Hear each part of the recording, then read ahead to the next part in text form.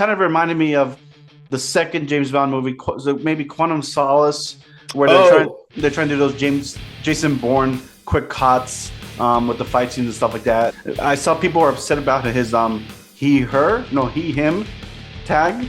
I didn't see anyone upset about that. I did. I don't know why, but I Well, thought it was pretty funny. it's a pun, right? Like It is a pun, yeah. He's He-Man, and He's he's got He-Man. the he-him nameplate on his Yeah. desk.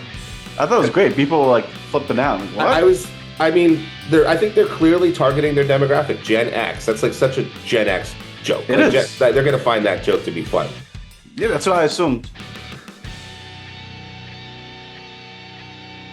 Welcome to Hate to See It with Mike and Sid, the talk show where we bring you a new movie review each week. What's going on, Sid? It's going well. It's Saturday, and looking forward to discussing our next movie review. Yeah, it is Saturday, and you are in one of the few areas of the country that is not either in the middle of or bracing for a major winter storm, which is going to affect over 200 million people in the United States. You this truly weekend. hate to see it. You do truly hate to see it. It just really puzzles me. Like San Diego is absolute paradise all year round. I don't know why people put up with that shit. But stay safe. I hope our viewers bought enough food and they're good to go. I'm all stocked up. Good. You got a lot of what's their snack of choice for this channel? Mike and Ike's. Mike and Ike. No, I don't usually keep candy around the house just because I get tempted. Yeah, I know the feeling. Yeah. I was trying to buy some Mike and Ike's the other day. I did buy it, but they didn't have the OG version. They had some other version. But anyway, I digress. Let's get into it. Let's talk about, I guess, our snack section first. Yeah, speaking of snacks, we might as well get right into the snacks segment. That's the word. Segment, not section. It is a section, though, right? It is a section, but I guess we decided to call it a segment, not a section. I'll keep on forgetting it. Whatever. I'll try. So what do you have this week, Sid? Same thing as last week. I didn't change. Well, actually, no, my drink was different. I had Coke, vanilla Coke. Okay. That's good. Hit the spot. I'm not a huge fan of the vanilla Coke. I haven't had it in a long time, but yeah. Which is kind of surprising because you're pretty vanilla. Well, okay. Is that some kind of insult there? No, I'm kidding. I like the flavor. I don't know. When I've had it in the past, I've found it to be too sweet. Okay, fair enough. What did you get? I got my usual Coke Zero, and then I went with the Butterfinger Bites, like the mini Butterfingers. Oh, that's a good choice, actually. Those are good. Butterfinger is, I think, an underrated candy. Very underrated. I used to get it when we were in college. When we go to Dairy Queen, I would get it in a Blizzard a lot. I was going to say, that's a good topping for a Blizzard. Yeah, the only downside to the Butterfinger is that it can stick to your teeth, and which is annoying. Yeah, it could stick, and sometimes they're destroyed, but they're not always whole, right? Like they're not always made perfect in the bag or box, whatever they're in. I didn't have that issue this time, but yeah, okay. So I guess that's right. I haven't had them in a while.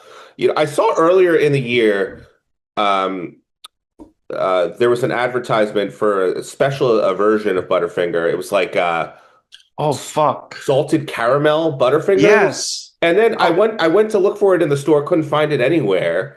And then I did a little bit of research and I found out that it had a limited run that was already over, but for some reason they were still showing the commercials.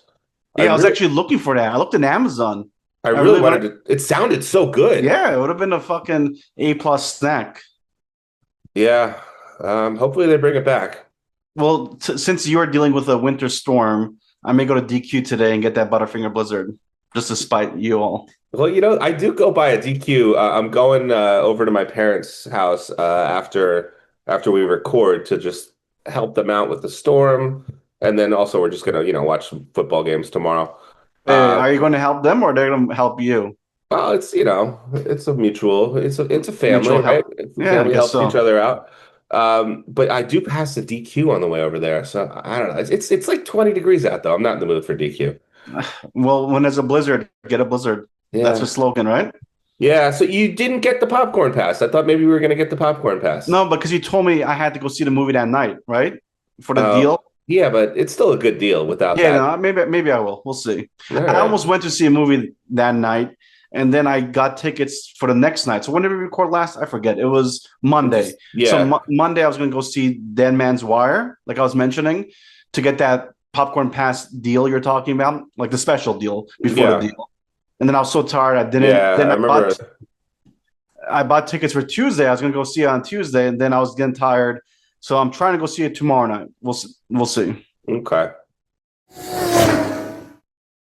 All All right, right. so let's go from this segment to our next segment. Yeah, the trailers segment. Uh, I only have one that I want to talk about because I'm pretty sure I had seen all the other trailers, but we did get the new He-Man teaser trailer. Yes, You got Masters of it the too, right? Universe. Yeah, Yep. Masters of the Universe. Did you know Uh, they were filming this movie, or this movie's coming out? I did. I had heard about that. Maybe I did, but I completely forgot. Yeah, so you and I are, some people would call us like Zennials or like Cuspers. We're millennials, but we're like, I guess, older on the older side of the millennial generation. I'm forever young. Um, so, I feel like our age group like just missed Masters of the Universe. It's really more of a Gen X thing, like late 70s, early 80s kids that are more into it than us. Would you agree with that? Yeah, I don't know. I mean, What do I you mean? was not into it as a kid. Were you? Yeah, no, I was. You Yep. were. Oh yeah, but I Oh, am old. okay. I am older, right? Well, you're 5 months older than me. Still, it's older. Yeah. And So plus, my family, like, not that this was a rated R movie, but I was exposed to a lot of things that our younger generations were not exposed to. Like, I used to go see rated R movies as a little kid. yeah, but okay, but this was a kid's show. I know, but I'm saying like I was exposed to things earlier. Like even though I was younger, like I still saw stuff that the younger people or the older people were watching. Yeah, I mean, I was aware of it like through osmosis. Like if I went to a friend's house and they had like an older brother or something like that, I would see it. Like, but that was about it. So what were your thoughts? What you think? I mean, I think I said I texted our group text that it reminded me of Thor Ragnarok. Yeah. Also, yeah, also a little bit of the Matrix, just the setup of it, where he's like working this like boring office job, and Oh yeah, I could see that. yeah, and then like I guess gets to go to the real world, or I don't even really know what the whole lore is of Masters of the Universe. So I don't know if that's accurate or not, but I was kind of getting that vibe. I also got a vibe. I'm trying to look. Well, I'm looking down. I'm trying to see the title. It was the latest Dungeons and Dragons movie. I guess it was called Honor Among Thieves. That was a good movie. Is this from the same makers of that movie? I'm not sure, but I kind of got that vibe from it. I totally agree with you. Yeah, that was a good movie. Yeah, no, it was a good movie. Really underrated movie, actually. Yeah, it didn't do too well, unfortunately, at the box office. But yeah, I could see the comparison between that movie and the movie you're talking about, Yeah, Thor. Definitely some similarities. yeah, and like from my understanding with like the fans of Masters of the Universe, there's like this. I mean, just with any fandom, there's debate about what it should be. There's Yep. the ones who want it to be more serious, and like others who are okay with it being more leaning in on the comedy. And this one looks like it's going to lean in on the comedy. Yeah, sure does. I saw people were upset about his he her no he him tag. I didn't see anyone upset about that. I did. I don't know why, but I Well, thought it was pretty funny. it's a pun, right? Like It is a pun, yeah. he's He-Man and He's he's got He-Man. the he-him nameplate on his Yeah, desk. I thought it was great. People were like flipping out, like I what? was I mean, I think they're clearly targeting their demographic, Gen X. That's like such a Gen X joke. It Like is. they're gonna find that joke to be funny. Yeah, that's what I assumed. All But I'll right. check So it out, right? As an A-lister, why not? yeah, I think it's coming out this summer. I forget when. Do you remember what month? I don't remember. But yeah, we'll probably see it, I imagine. And another movie that we saw because of A-list is the movie we're going to review right now. Yes, Mercy, starring Chris Pratt and Rebecca Ferguson. Do you want to kick it off and tell everyone what the movie's about? Sure. So Chris Pratt, he's a police officer, right? Some type of police role. I don't know. He's a Detective. detective. Yeah, Yeah. he's a detective. But basically the premise is that I guess I don't know if he helps, but he basically was responsible in some sense for this new AI trial program where basically they use AI to determine if someone's guilty or not. And if they are Correct. guilty, they kill that person at the end of this AI trial. Assuming that, yeah, that's my assumption is that that's only for capital crimes. Like, I don't think they're going to kill you for Oh no, they like kill you for everything. for shoplifting, do they? Yeah, shoplifting, you're dead. I don't know if that was established in the movie, Yeah, but in because any event, they show this old woman. She accidentally stole some candy, and then the AI said you're guilty, and off she was gone. I don't think that happened in the movie. Maybe I passed that. No, but I think you're right. Where Yeah. it is for murder trials, right? Or not necessarily murder, but big felonies. I mean, Yeah. you're the fucking legal person. I'm not the legal person. You're a lawyer. Yeah. So I had a lot of issues with this movie just from a legal Yeah, standpoint. because they're stealing your job in a sense. Well, so I mean, the movie takes place in Los Angeles, right? Yep, it does. And it looks like it's present day LA. I mean, I assume it's probably a few years in the future. Yeah, yeah. Maybe it's Might like be a few 20 years. 2030 or something like that. But Yep. it doesn't look like it's the distant future. No, but they're And trying to say like LA kept getting worse. They're trying to say well, they paint that picture. so what they say is that there's a epidemic Yep. in the city, and people are living like in these tent communities. Which they do live in. I mean, the What, homeless do right? live Which I'm like, in. so you're just describing present day Los Angeles. But they're making it worse. They're taking it to the next level. What I'm trying to say. Well, I didn't get that from the movie, and that Well, was you one don't of my. live in LA. Well, I know that, but that was one of my issues with the movie. So we have just to elaborate on what you were saying, they come up with this new court system where an Yep. AI determines your guilt or innocence within 90 minutes, and you're killed on the spot if you're guilty of murder. And Judge, jury, and executioner, right? and Basically. it shifts the burden from the prosecution to the defendant. So the defendant is presumed guilty and has to prove their innocence, very much like the Ace Attorney video game series, which I was Mm. actually a little bit reminded of. The whole concept reminded me of that game series. Uh, and so the presumption of innocence is gone. Yep. Trial by jury is gone, right? And this just happens in a few years, and it's just in Los Angeles. So in Oh, I order didn't to, realize that. Okay. yeah, I believe it's just in Los Angeles. And so in order for these things to happen, you would need to amend the United States Constitution, which is very difficult, almost impossible to do, because Well, trial yeah, by but jury is enshrined in the I know, Constitution. but California is its own country in a sense. Well, yeah, I guess so. So, I mean, just from the very beginning of the movie, it is asking you to suspend your disbelief, which I'm fine with doing in movies. You got to suspend your Yeah, disbelief a you lot of got it. times, but this movie is making it right off the bat very difficult to do that because it's presenting a world that looks very much like modern day Los Angeles. In the And future. and it is presenting this new dystopian court system in a world that looks very much like the world that we live in presently. In the future. It, in the very near future, Sid. Good. I like that. Okay, so that's an issue I And have. but before that, so you have to like what was the percentage you have to get down to not be killed? It's like So 92%? you started off as at 98% guilty, Yeah. and then you have to get it down to 92%. Which I Uh, mean, I'm not a legal expert. That doesn't seem that difficult, right? well, so yeah, I guess theoretically it's not, and that was another thing I was thinking about because It's like sometimes, 8%, or was it 6%? What is it? 98 to yeah, 92? 6% Yeah. reduction. Yeah. So sometimes lawyers are asked like what percentage like guilty is like beyond a reasonable doubt, and we're told like it's not actually like a percentage, like we don't describe it in those terms. Hmm. I would think it would be higher than 98%. I would think it would be close. It's not like 99.9%, but I'm thinking it's more like 99%. But in any event, because if you have a 1% chance of being not guilty, that's only 1 out of 100, right? True. Yep. Which is, I mean, 1 out of 100 things happen all the time. So, but in any event, yeah, you have to reduce it to 92% below, I guess technically below 92%. So yeah, and then Chris Pratt's character, so he didn't invent this, but I guess he was part of the first trial. They used this, right? Yeah, so what the movie depicts is he has a partner. Yep. They're pulling someone over on the highway, on the freeway, I guess, and he's in the car. He's the number two guy, and his partner is out questioning the person that they pull over, and the guy like attacks him, like he rams him with his vehicle, Yep. and then they get in hot pursuit. They chase the guy, and I think his partner ends up getting shot and killed. I forget. He Potentially. gets killed. Oh, yeah, yeah. And then so Chris Pratt he had the ability to shoot this guy, right? And kill him, and he kind of regrets it. I don't remember that exactly, but he does feel guilt. He does Yeah. feel responsible for his partner's It's death. like on the beach, right? At some point they're in the water. Yeah, they are. That's where Yeah. they catch up to him, and that's where it all ends. So the guy goes on trial and is acquitted, and this is like the last jury trial, and then this is what leads to them replacing it with the mercy court system. That's right. And then the AI is the famous actress Rebecca Ferguson. Right.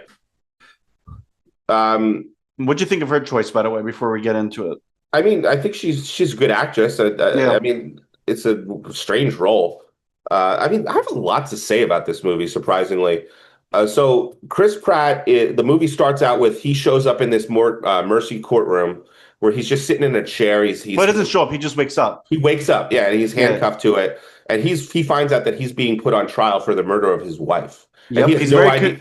He's Very groggy. confused. He's Yep. hungover because he was drinking. He's a recovering alcoholic, and he's fallen off the wagon. He has no idea Yep. what's going on. And he maybe thought it was a prank. He's no clue. But as things progress, he, like you said, he finds out apparently he's on trial for murdering his wife, Yes. which is shocking. Well, yeah, and then and he's very familiar with the mercy court system, obviously, Yep. because he was involved in its creation. So he knows like very well, like what kind of uh, peril that he's in, and basically the movie establishes that nobody ever gets off. Like if you're in front of them, you're a goner. It's already over. If you're in front of the court system. So he has 90 minutes to establish his innocence, and the movie very I don't think it's 100%, but very closely matches the time. Like in terms of the movie's only like an hour and 40 minutes long. Yeah. So it's almost like an episode of 24 where it's like it's actually matching, the events are actually unfolding in real time, which is something I liked about the movie. Okay. And a lot of the movie is from the first person perspective. We are seeing things through Chris Pratt's eyes. Because he's sitting in this chair and he's able to access all this evidence on like computer displays. It's like wearing the Apple. No, is it the Apple or Facebook glasses? The Meta, not the Meta. Yeah, it's the Apple one, right? What's that called? Whatever it is. But Vision. Vision. Yeah. Because with Vision, I haven't used it, but I heard like you can put it on, you can change the screen, you can do this, you can have a million things up here. Well, and you're doing all this. Yeah, true. That's very much like Minority Report. True, good point. And the movie itself has been compared to Minority Report. But that's the vibe I was getting. And Minority Report is a much better movie. And also, interestingly, in the beginning of this movie, there's a narrator who like explains the whole court system. Yep, the mercy system. Same thing happens at the beginning of Minority Report. They explain everything that happened. They have the precogs. So I mean, it seems like they were ripping off Minority Report. So Chris Pratt has access to all this evidence. He can call people. They establish that everyone's phones are like connected to one another, and all the cameras are connected to one another, and the mercy court has access to all this data. So there's no privacy at all in this world. So we go. I mean, like I said, this is a world that very much looks like the world that we live in. Maybe it's 5 years in the future. Yeah, and all of our civil rights are gone because of a couple of meth heads in Los Angeles. Well, more than a couple. Okay, so it's not just because of one meth head. It's a lot. They say that there's a big epidemic. But to me, the whole premise of the movie is preposterous. It's a January movie. That being said, the movie is so frenetically paced. I mean, he is, constantly finding new pieces of evidence. Yep. He's able to call his former partner, and she's able to follow up on some of the evidence, interview suspects and stuff like that. It's all happening live. It's all happening live. It's all happening very quickly. The movie is so frenetically paced that it doesn't really let you dwell on like any of the plot issues, any plot holes or anything like that. So maybe by design. Certainly by design. And from that standpoint, I did find myself enjoying the movie. The movie is a fun ride, I would say. Yeah, no, it was a fun ride, but I just didn't like the camera angles that were used. I was a little disoriented. We'll talk about that. I don't know. Visually, it wasn't that appealing to me. I get what you're saying, because like I was saying, a lot of it's from first person, right? Yep. It felt like a video game, right? It did. It did. It kind of reminded me of the second James Bond movie, maybe Quantum Solace, where they're trying to do those Jason Bourne quick cuts with the fight scenes and stuff like that. But in the sense of Quantum Solace, it did not work. there are a lot of quick cuts in the movie, Yep. and it does make it hard to follow like what's going on. Yeah, especially I saw it pretty late. I was already tired from the week of travel, so like I was a little bit on edge. It felt like I was the one on the mercy trial. Right. So as the plot unravels, and before getting really into, spoiler Spoilers. areas, we find out very early on that he's a recovering alcoholic, fallen off the It- wagon. yeah, he didn't He's had recover that well. he didn't recover that well. He is his marriage is not going very well. Nope. His His daughter wife, doesn't. His daughter's really not really into him. yeah, and his wife is having an affair, which he doesn't know about, but he finds out about during the trial, which is why they Mm. think it's him. They think it's like a crime of passion. Yep. And he's got her blood on his clothing. Obviously his fingerprint is on the knife. Neither of those are particularly surprising since they're married and they live together. But that's some of the evidence that is pointing towards him. It's not good evidence to have against you, especially when you're going up against an AI trial. Right. So, any high level issues that you had with this movie that we didn't discuss, or anything you liked about the movie that we didn't discuss before we get into the spoiler section? Yeah, let's just get into spoilers, Mike. All right, the spoiler section. Um, so Segment. I said section. Yes, the spoiler segment. So he like I just mentioned, he finds out that his wife is having an affair. That introduces of potential alternate suspect. Hmm. They track down this guy, and pretty quickly he is ruled out as a potential suspect. And then one of the big threads is, obviously that he's a recovering alcoholic, so he's got a sponsor, right? Yes. So that's one of the people that's connected with him that he speaks with throughout this trial. Yeah. He's one of the people, his daughter, and then also his partner. His partner, the first interaction he has with her, I found her very strange. He's asking her to like just look at some evidence at the crime Yep. scene, and she's like I know you're my partner, but the mercy court is too important. So if it's not looking good for you, I'm not going to help you out. You're going down. I'm like, whoa, this is like your partner. She's just like saying that, and so that was one of the issues I had with the movie. I was keeping that at the back of my head. Yeah, not a Uh, great partner to have. but that ends up being a very relevant line, which we'll get to in a few moments. Um, so what another plot thread that he ends up investigating is something with his wife's work. I didn't understand the full detail, but No, it's kind of confusing to me well, too. that was the thing. The Like movie something was stolen, right? there was something missing from some kind of drug that was Yeah. stolen. And basically, what we find out is his sponsor works with his wife Hmm. and is the one that's responsible for this drug going missing. And we find out that he had a brother who has a different last name than him because I guess The they were sponsor. adopted by different families. Yep.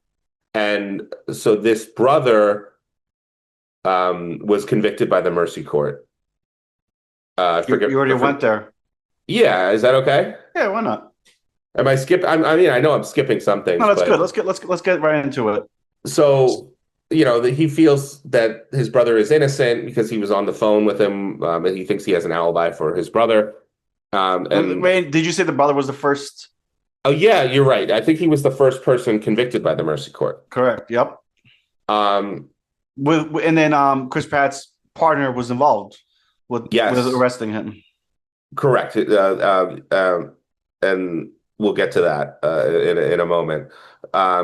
So we find out that the sponsor is stealing these drugs, and we find out that they can be used to make a massive bomb. Bomb. Yep. And he is making that bomb. He kidnaps Chris Pratt's daughter to take her as a hostage and is driving this truck right towards the Mercy Yeah. So Court. basically, he wants to blow the shit up. He wants to blow it up. He's Yep. like it's going to do a terrorist attack. And you know what? Like, correct. He's gonna do a terrorist attack. But like the whole time, like when Chris Pratt's calling him, like you could tell he wasn't really trying to help him. right? Like you seem like he's Oh, right. He was trying to brush him off. yeah, you're trying to brush him off. It's like, what? So You're a sponsor and you're brushing off this guy who could potentially die very quickly. I'm very glad you mentioned that because I should have Mm. realized that he was the main, he was going to be the guy. Because there's a rule. I used to watch this show called The Mentalist, and another show called Castle, and I've watched a lot of shows like Law and Order and stuff over the years. Any of those like detective shows, Yeah, if you want to figure out who the bad guy is, because most of these episodes are resolved in one episode, so correct. you find out everything in one episode. If you want to find out who did it, there's a rule that you can follow that is right like 99% of the time. It's a character that is introduced somewhere in the episode, usually within the first half of the episode. Yep. The suspect, the culprit is in the episode, and they have no obvious motive. There's Mm. no reason that you can think of. The show doesn't tell you why they would possibly commit the crime. So they appear to be innocent. And then it's revealed at the end that they had some secret motive that is uncovered. Exactly. What they never do is they never introduce some character at the last second that we don't know about. They never do that. And it's never the person with the obvious motive. Correct. Yeah. That's the formula. And It is the formula. that's what this movie did too. It was a little too formulaic. Yes. So And the then two people, I mean, the two of the people he's relying on were kind of like screwing him over. His partner and his fucking sponsor. right. So we find out, I guess we'll just get there with the Let's get sponsor there. that, like you said, she was involved in his brother's first case.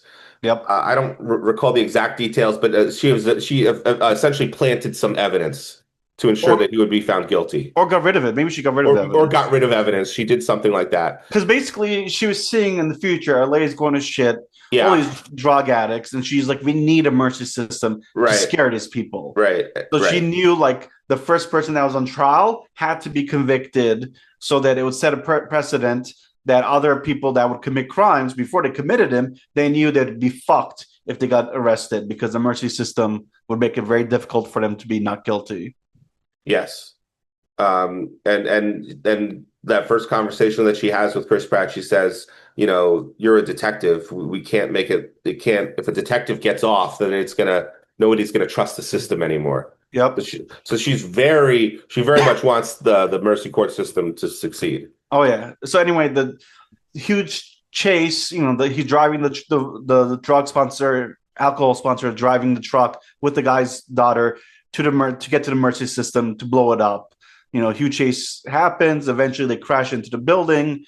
He kills a couple cops, and then basically the trial's about to end, but the AI says you're not guilty, right? The AI finally realizes that Chris Pratt's character did not kill his wife. Right, so he gets off. But not yet. They're about to like release him from the device, but Chris Pratt says no because he still needs to solve and find the killer before the killer blows up the place, right? Right. He needed access to all the security cameras and all the evidence and all that good stuff. Correct. But he's risking his life. He's risking his life. And so this is one of the problems I had with the movie. So he convinces the AI, Rebecca Ferguson, to let him stay in the Mercy Court to help him stop this terrorist attack. Yep. Right. And the movie very clearly establishes that the Mercy Court AI can comprehend, but it can't understand. It can't think. Correct. It doesn't have emotions, and it has to always follow the rules. It always has to follow its parameters. And Chris Pratt somehow gets the AI to break all of its rules at the end of the movie, which I thought was ridiculous.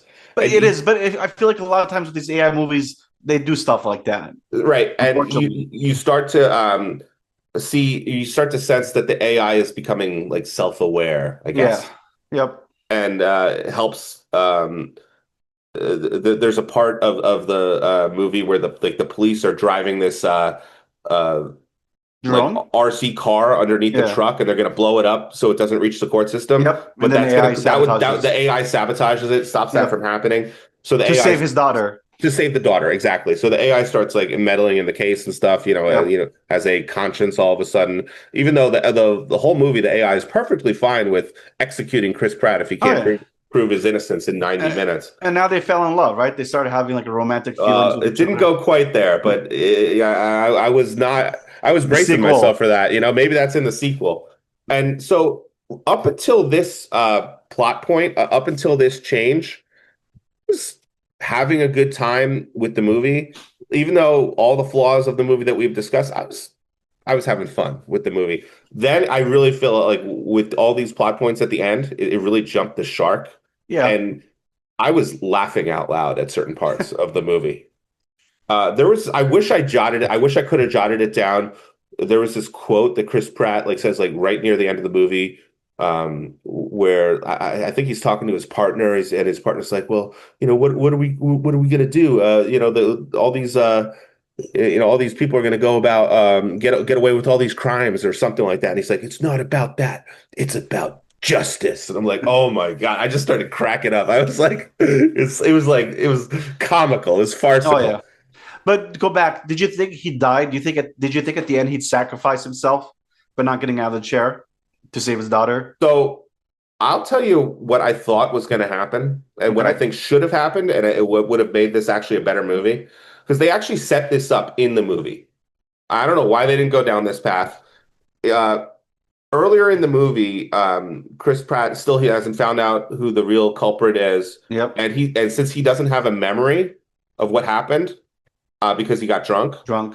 and because he has a motive, he's starting to think that he may have actually done it and not Yeah. remember it. And the AI informs him if you confess, it goes up from 98% to 100%, Oof. and you cannot leave the chair, and you just sit in the chair until the time expires, and then Ugh. they're executed. It's So, over. so I thought when it gets to 0%, he proves his innocence, and he's gonna be able to leave, and he wants to stay in the chair so he can use the mercy court system.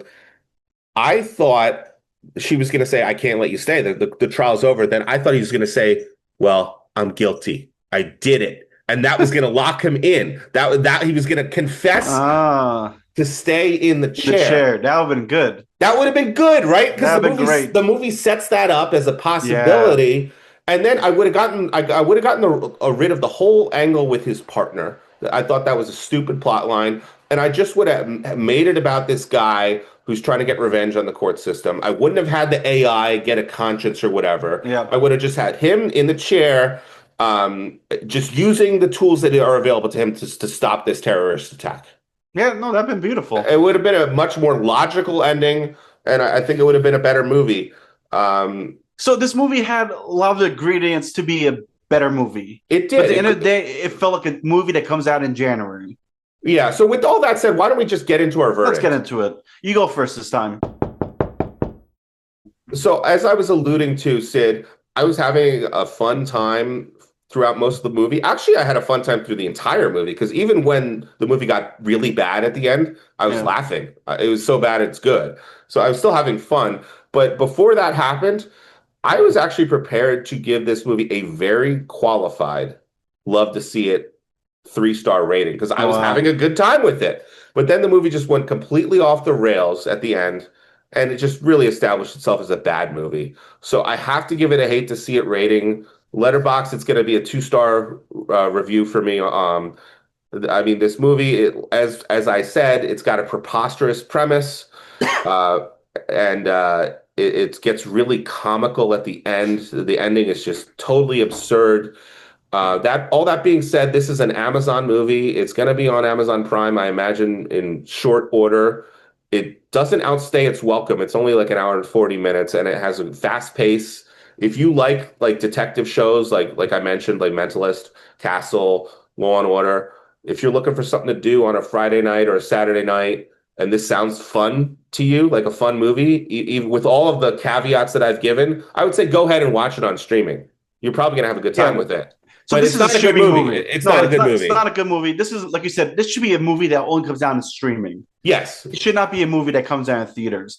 But because of Rebecca Ferguson, which we didn't talk about, I thought she did a really good job as the AI. Mhm. She's a great actress. I thought she did a better job than Chris Pratt, quite honestly, in my opinion. Yeah, I would agree with that.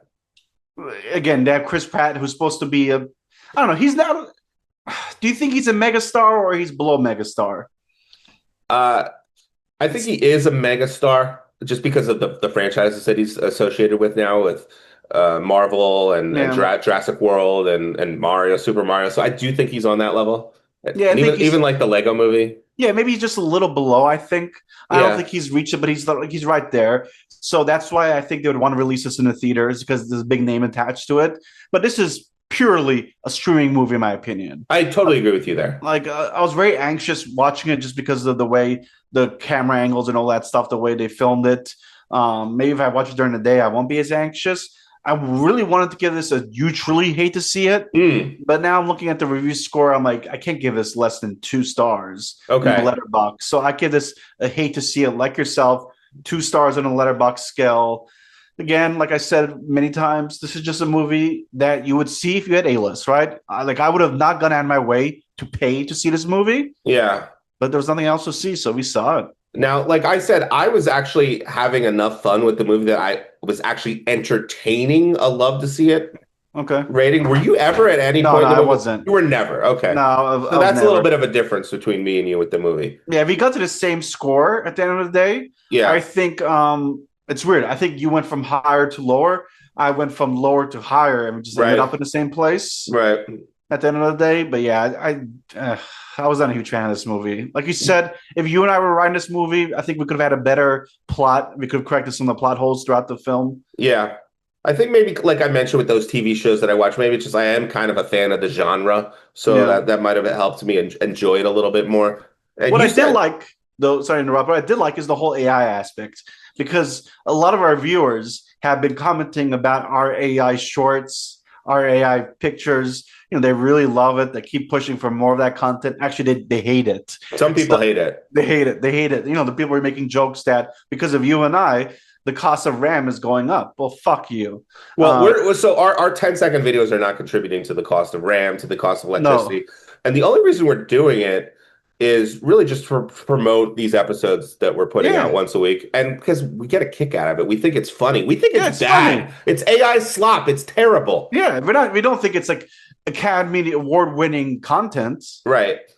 And we do use the AI for the thumbnails, but it's like, which are great. I think the thumbnails are actually good. I think that's a good use for AI. Yeah, people say we don't make any money off this. We're not going to hire a graphic artist to do our thumbnails, and I like it better than just taking a screen cap from the episode. I think it makes for a better thumbnail. I agree. I'm sorry if you have a problem with that. Look, I understand. Go fuck yourself. No, don't watch our content. If you have a problem with that, don't watch it. All right, go. I'm not going that far, but I'm saying, look. At the end of the day, we're not making any money off this. We're just doing this as a hobby in our own free time, and but we're also trying to get people to the theater. We're trying to save jobs, right? We're trying to say people get this AMC A-list. Yeah, I mean that is true. We are, advocates of the theater going experience, and we bring that up every episode. So we really do want to get people going to the theaters again because. I don't know. I think just watching a movie like this, if I put this, the thing is, you said it's it's a much better streaming movie than a theatrical movie. Here's the thing, though. If I put this on as streaming as opposed to sat down in a movie theater, I probably would have ended up on my phone and not paid attention to the movie. But that's fun. You wouldn't have missed that much. Right. It's not like it's, That's why I think it's good for that. It's not cinema, as Martin Scorsese would say. It is not. But, in any event, that was our review. That was our review of Mercy. It was, even though the movie was not good, it was a fun discussion. Yeah, I enjoyed that discussion, Mike. And then really quick before we end the stream, what are we seeing next week? What's the plan? Is it that Satan one, or are we not there yet? Shelter? Is that what it is? Yep. Okay, so we've talked about that a little bit. The trailers look like they're going to be pretty good. Yeah, I think it'll be better than this movie. Quite honestly, I hope so. In any event, I think it'll be entertaining. Jason Statham is always entertaining. He is. So he is Mr. January. That looks like a good January movie. Yeah. Like, they say like Johnny Football or Mr. Playoff, whatever. He's Mr. January. Yeah. All right. So thanks for tuning in, guys. Look forward to the Shelter review next week. Sid, enjoy your weekend. Enjoy the warm weather in San Diego. Yep. I bid you fair due. Thank you, and tune in next time. Thanks, guys. Bye. Bye.